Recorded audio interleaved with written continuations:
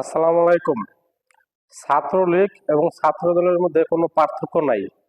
এই ভিডিওটা দেখুন, একজন শিক্ষককে কিভাবে হুমকি দামকি দিতেছে প্রকাশ্যে সাংবাদিকদের সামনে।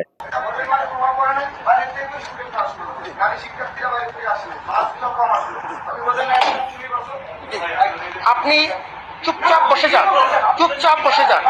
সেটা বলছি, কোনো জায়গায় কোনো সময় শুনিনি আমরা কম আসেন, কোনো সময় কথা আপনি বলেন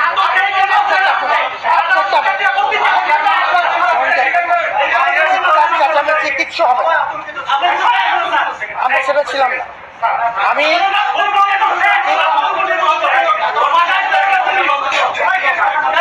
আমার সাথে চিৎকার চেঁচামেচি করে লাভ নাই। I'm not that type. আমার সাথে চিৎকার চেঁচামেচি, get into a civil dialogue. আপনাকে আমি সম্মান করি, and I respect equal respect from your part. This is a civil dialogue.